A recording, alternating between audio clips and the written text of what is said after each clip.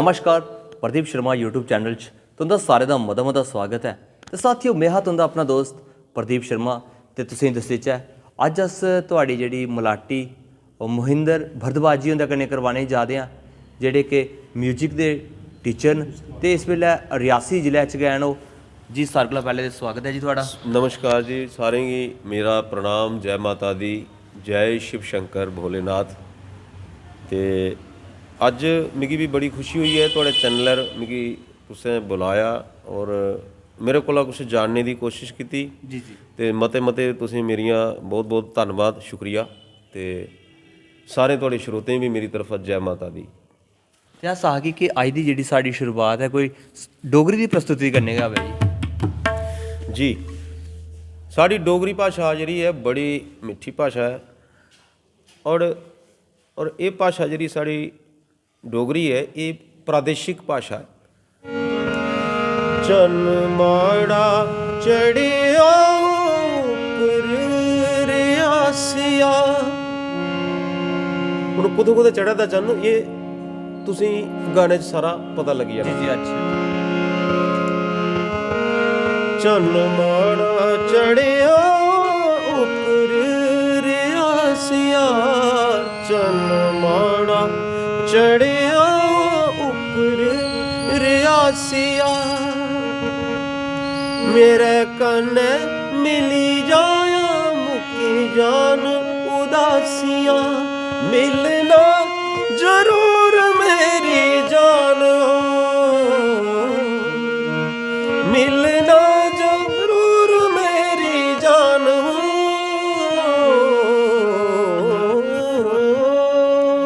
ये इतना ऊंचा है। अब इसी सुरे थले गाने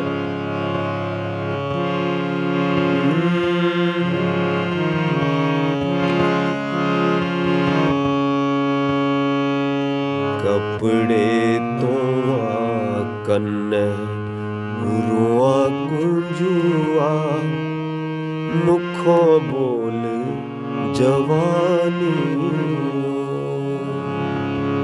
देखो सुर दा ये थल्ले दे सुर उपरे दे सुर।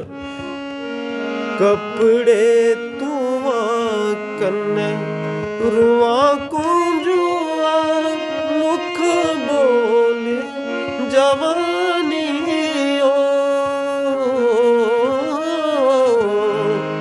मेरी ये जिंदे मुख बोल जवानी। कितना प्यारा, कितना एक दिल की एक क्वेश्चन है, एक सच्ची जश गाथा है। कुंजू चंचलो एक प्रेमी युगल हा ते उहदे उपर गाना बना दा। होर भी कई गाने साढ़े डोगरी दे जिहड़े ना वो पहले केह् हुंदा कि पहले जेह्ड़े गाने जिन्ने भी बने दे ने ये कोई होर बीतियां गल्लां न। अजकल काल्पनिक गाना बनी दा जी, मैं वहाँ जा रहा हूँ, मैं उत्थे जा रहा जी, मैं वो जा रहा जी। अजकल गाने का कोई तत्थ नहीं है जी जी। अजकल गाना एक मजाक बनी है। कोई उहदे च कोई रस वो नहीं, कोई स्टोरी कोई एक जियां हुण हॉलीवुड की फिल्म बनाते हैं अंग्रेज लोग फॉरन कंट्री, उंदियां फिल्में च केह् हुंदा, उंदियां फिल्में च कोई ना कोई हादसा जियां हुण पिछे एक टाइटैनिक फिल्म आई ही, मैं देखी वो विदेशी फिल्म अमरीका ने पता नहीं कौन बनाई, उहदे च कि जहाज डुबदा पानी च ते उहदी उन्हें फिल्म बनाई। मतलब हुण जेह्ड़ा गाना गाने का स्ट्रक्चर बदली दा, मतलब दादरा कैरबा च गाना कड्ढा दे जी कोई ये ताल होंदे ने जियां मतलब ये ताल ये कैरा 8 मात्रा का ताल है। लगभग 90% गाने इस ताल पर बनते हैं। जियां एहदे च ओम साढ़े मने आला रही गया चा, लोगों में की तांग सजने।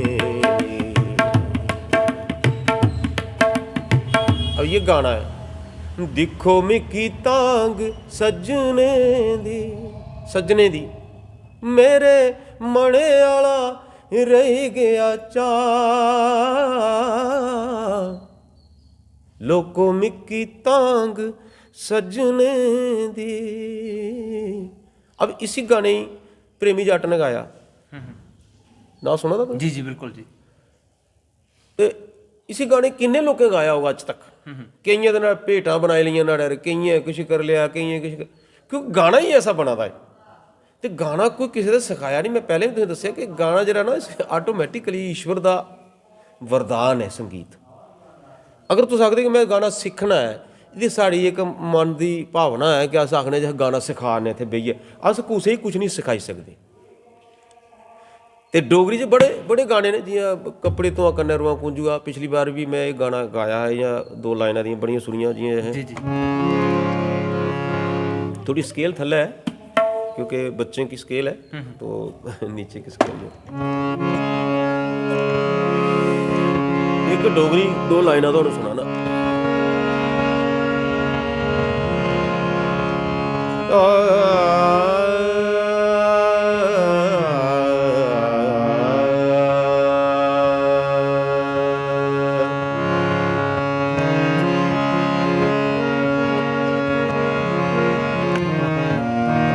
ਰਾਗ ਪਹਾੜੀ। ਵੈਸੇ ਰਾਗ ਜਿਹੜੇ ਨੇ ਸਾਡੇ ਪੁਰਸ਼ਾਂ ਬਣਾਏ, ਮਹਾਂਪੁਰਸ਼, ਸਾਡੇ ਡੋਗਰੀ 'ਚ ਵੀ ਰਾਗ ਗਾਏ ਜਾਂਦੇ ਨੇ। ਅਗਰ ਅਸ ਜਿੰਨੀਆਂ ਬੰਦਿਸ਼ਾਂ ਤੁਸੀਂ ਗਾਉਂਦੇ ਸਾਰੀਆਂ ਭੋਜਪੁਰੀ ਭਾਸ਼ਾ 'ਚ, ਤੇ ਸਾਡੀ ਡੋਗਰੀ 'ਚ ਇੱਕ ਵੀ ਬੰਦਿਸ਼ ਮੈਨੂੰ ਨਜ਼ਰ ਨਹੀਂ ਆਈ। ਜਿਵੇਂ ਸਾਡੇ ਜੰਮੂ ਕਸ਼ਮੀਰ ਦੇ ਏਡੇ ਵੱਡੇ ਆਰਟਿਸਟ ਨੇ, ਕੋਈ ਡੋਗਰੀ ਬੰਦਿਸ਼ ਤੇ ਇੱਕ ਮੈਂ ਡੋਗਰੀ ਬੰਦਿਸ਼ ਸ਼ਾਇਦ ਉਹਦੇ ਸੁਣੀ ਹੀ। ਸਾਡੀ ਡੋਗਰੀ 'ਚ ਬੰਦਿਸ਼ ਮਤਲਬ ਬੜੀ ਵੱਡੀ ਗੱਲ ਹੈ। ਰਾਗ ਆ ਸ਼ਾਇਦ ਮੇਰੇ ਕੋਲ ਬਾਗੇਸ਼ਵਰੀ ਰਾਗ ਆ ਕਿਹੜਾ,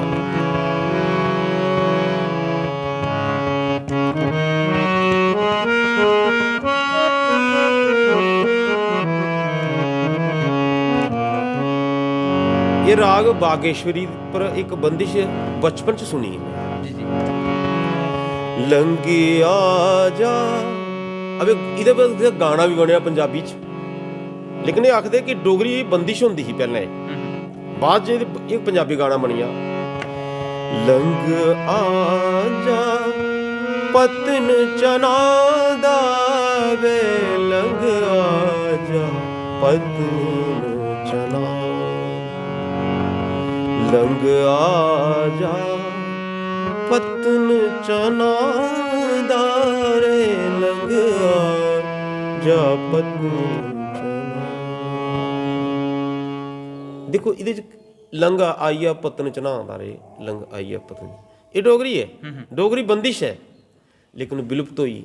ਤੇ ਮੈਂ ਚਾਹੁੰਦਾ ਕਿ ਸਾਡੇ ਜਿੰਨੇ ਵੀ ਡੋਗਰੀ ਕਲਚਰ 'ਚ ਕਿੰਨੇ ਵੀ ਸੰਸਥਾਨ ਉਹ ਇੱਕ ਡੋਗਰੀ ਬੰਦਿਸ਼ਾਂ ਦੀ ਵੀ ਖੋਜ ਕਰਨ। जी जी ਤਾਂ ਕਿ ਡੋਗਰੀ ਬੰਦਿਸ਼ਾਂ ਜਿ'यां ਬਿਹਾਰ ਸਟੇਟ ਕੇ ਜਿੰਨੀਆਂ ਬੰਦਿਸ਼ਾਂ ਸ਼ਾਸਤਰੀ ਸੰਗੀਤ ਚ ਸਾਰੀਆਂ ਉਸमें भोजपुरी भाषा में, ਤੇ ਸਾਡੀ ਡੋਗਰੀ 'ਚ ਬੰਦਿਸ਼ ਕਹਿਣੀ ਹੈ, ਸਾਡੀ ਡੋਗਰੀ 'ਚ ਵੀ ਹੋਣੀ ਚਾਹੀਦੀ। ਸਾਡੀ ਡੋਗਰੀ ਖਾਲੀ ਇੱਕ ਭਜਨ ਜਾਂ ਗੀਤ ਨਹੀਂ ਹੋਣੇ ਚਾਹੀਦੇ, ਬੰਦਿਸ਼ਾਂ ਵੀ ਹੋਣੀ ਚਾਹੀਦੀਆਂ।